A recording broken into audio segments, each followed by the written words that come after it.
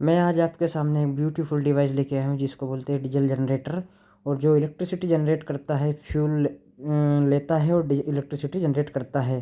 तो guys, bell icon ज़रूर दबाएं और चैनल को सब्सक्राइब ज़रूर करें।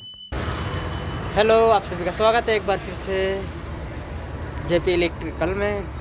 और मैं आपके सामने आज फिर लेके आ रहा हूँ बहुत ही प्यारा डीजी का वीडियो, जो क्या बोलते हैं इसको, डीजी जनरेटर, जो इलेक्ट्रिक जनरेटर इंजन है उसको लेके आया हूँ। जो उसके अंदर कौन कौन से कंपोनेंट होते हैं वो मैं आपको बताने वाला हूँ। कैसे डीजी वर्क करता है ऑटो में और कैसे मैनुअल में वर्क करता है वो भी मैं आपको समझाने वाला हूँ। तो बने रहिए कंटिन्यू जेपी इलेक्ट्रिकल में जीतू के साथ में। आप सभी का स्वागत है एक बार फिर से दिल से जेपी इलेक्ट्रिकल में। तो चलते हैं अपन अब डीजी के पास में। वेलकम गाइस, स्वागत है फिर एक बार आपका। गाइस, ये हमारा डीजी है, बहुत बड़ा डीजी है, 250 केवी का है। देखो 250 केवीए का है और कंपनी अपनी ये है CPCB, और इस कंपनी का डीजी है, प्लस में है। और जीनियस का अपना डीजी है। ओके, जीनियस का अपना डीजी है और 250 केवीए का है। अब हम देखते हैं इसके इंटरनल पार्ट्स। ये तो आउटडोर पार्ट्स के बारे में बता दें मैंने आपको, जो बॉडी है। अब मैं इंटरनल पार्ट्स के बारे में बताता हूँ मैं आपको, इसमें क्या क्या है क्या क्या नहीं है, वो सारी चीज़ें मैं आपको समझाता हूँ। तो गाइस, सबसे पहले मैं आपको लेके चलूँगा पावर के पास में। जो पावर MCCBs है इसके अंदर मैं वो आपको बताता हूँ। गाइस, सबसे पहले मैं आपको लेके आया हूँ पावर MCC पर, जो 400 एम्पियर की है और ABB कंपनी की है, और बहुत ही प्यारी MCCB है जो लोड को लेकर चलती है। और क्या बोलते हैं इसको, जो अपने इसके ऊपर जो दिया हुआ है सिटी का लोड भी इसमें शो होता है, और दूसरा MPB का लोड भी इस डीजी के अंदर शो होता है। डीजी का लोड भी ये शो करता है और MPB का लोड भी इसमें शो करता है। अब मैं आपको इसकी डिस्प्ले पे लेके चलता हूँ। इसकी डिस्प्ले सामने है मेरे, ये वाली। तो गाइस, ये देखिए, ये हमारा स्टॉप का बटन है डीजी का, ये मैनुअली बटन है। ये हमारा टावर का बटन, पावर का सप्लाई का है, इसको नहीं दबाने का, नहीं तो प्रॉब्लम आ जाएगा। ये ऑटो का है, ऑटो में चलाना होता है ऑटो में। अगर हमारा डीजी कोई सा अलार्म दे रहा है तो अलार्म चेक करने के बाद जब उसका सायरन बजता है तो सायरन को हम क्लोज करने के लिए ये बटन दबाते हैं, सायरन को बंद करने के लिए। और ये बटन हमारा हो जाएगा डीजी स्टार्ट का, ये ऑफ़ का, ये डीजी स्टार्ट का। इन दोनों बटनों को हमें नहीं छेड़ना है, ये हमारे काम का नहीं है, ऑटो मैनुअल सेटिंग के लिए होता है जो हम नहीं छेड़ते हैं, ठीक है। इससे क्या सॉफ्टवेयर का अपडेशन मिलता रहता है, जो इनके इंटरकनेक्टिंग बनी हुई है ऑटो मैनुअल की, ऑटो की इंटरकनेक्टिंग ब्रेकर के साथ जो बनी हुई है उसके लिए होता है। अब हमारा ये डीजी है। अब हमारा इसमें मैनुअल बटन ये वाला है।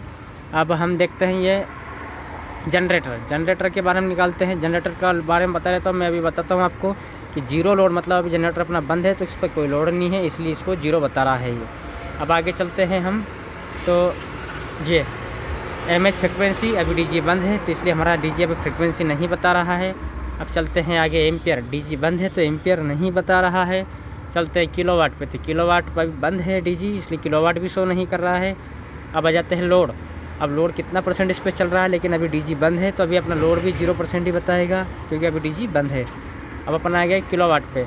टोटल किलोवाट क्या है % में भी, अभी हमारा डीजी बंद है इसलिए ये शो नहीं कर रहा है, जब डीजी स्टार्ट होगा तो ये शो करेगा। अब आ गए KVA पे। KVA हमारे किलोवाट एम्पियर को जो बोलते हैं, जितना लोड हमारे मल्टी या प्रॉपर्टीज़ का है वो डीजी को ऊपर यहाँ शो करता है जब ये डीजी स्टार्ट होता है। तब डीजी बंद है तो अभी लोड शो नहीं कर रहा है, इसलिए ये 0 बता रहा है। अब आ गए अपन KVA पे, किलोवाट एम्पियर टोटल इसका। तो ये टोटल बताता है अपना, ये अभी डीजी बंद होने के कारण ये शो नहीं कर रहा है। अब फिर से अपना वहीं पे आ गए पावर फैक्टर पे, जो 0.99 बताना चाहिए पावर फैक्टर। तो अभी डीजी बंद है इसलिए 0.99 नहीं बता रहा है, सिर्फ 0 बता रहा है। अब आ जाते हैं हम जनरेटर से आगे मेंस पे। अब ये मेन सप्लाई जो MPB की आ रही है उसके बारे में बता रहा हूँ। MPB की सप्लाई जो डीजी के पैनल में शो कर रहा है, एक्चुअली क्या है कि जो MPB की जो सप्लाई आ रही है वो डीजी में शो हो रही है हमारे, कि इतने वाट की अपने पास हर फेस पे सप्लाई आ रही है। फेस न्यूट्रल आ गया अपना, R का भी फेस न्यूट्रल आ गया, Y का फेस न्यूट्रल आ गया, ब्लू का उनके बीच में एक न्यूट्रल है। तो 235 240। अभी आ गया line to line 440 mains, line to line आ गया 400। 440 का जो कनेक्शन होता है ना, तो 440 पे अपना 440 तो आता नहीं है कंटिन्यू, क्योंकि पावर ड्रॉप हो जाता है, इसलिए 440 कहीं पे भी परफेक्ट करंट नहीं मिलता है।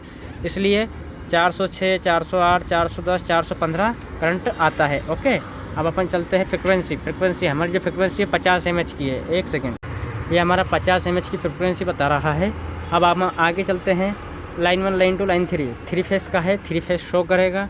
अब आगे चलते हैं 231 वाट 50 mH में एक्टिव कॉम्फ्रिंग, मतलब 3 फेस 4 वायर। 3 फेस 4 वायर में मतलब 3 फेस एक न्यूट्रल, इसलिए 4 वायर बोला, 4 वायर इसके अंदर डले हुए हैं। 50 mH की फ्रिक्वेंसी है, 231 पर फेस पावर आ रहा है अपना। अब चलते एक्टिव कन्फर्मेशन, कुछ नहीं है, मेंस ख़त्म हो गया अपना, मेंस का सिस्टम ख़त्म हो गया। अब अलार्म अपना कुछ भी नहीं चल रहा है, अभी कुछ भी अलार्म नहीं दिया डीजे ने, इसलिए अलार्म क्लियर है। अब आ गया अपन, ये भी अपना सब पूरा क्लियर है, इसमें भी कुछ भी नहीं है। इवेंट्स ब्लॉक भी नहीं आ रहा है, LED इंडिकेशन भी नहीं आ रहा है, अबाउट में भी कुछ भी नहीं है, स्टेटस भी क्लियर है। फिर इंजन पे आ गए, फिर जनरेटर पे आ गए। अब हम देखते हैं यहाँ पे कि कुछ कंट्रोलिंग स्विच दिए गए हैं यहाँ पे, जो डीजे को ऑन ऑफ करने में दिक्कत नहीं देते हैं। या अगर इसको हम ऑन करके रखेंगे ऊपर तो डीजे ऑटो में आप अपनी मर्ज़ी से ऑन ऑफ हो जाएगा। अगर इसको बंद कर देंगे डीजे ऑटो में ऑन ऑफ नहीं होगा। ऐसा ही ये डीजे की लाइट्स के बारे में दिया गया है। लाइट है इधर पीछे इसमें डीजे में, जिसको हम ऑन करते हैं, ये ऑन हो गई और ये ऑफ हो गई, ठीक है। यहाँ पे इंडिकेटर ओवर स्विच है अपना, जो ओवर करंट के ऊपर है चलता है तो ये ऑटोमेटिक ट्रिप करता है, ठीक है।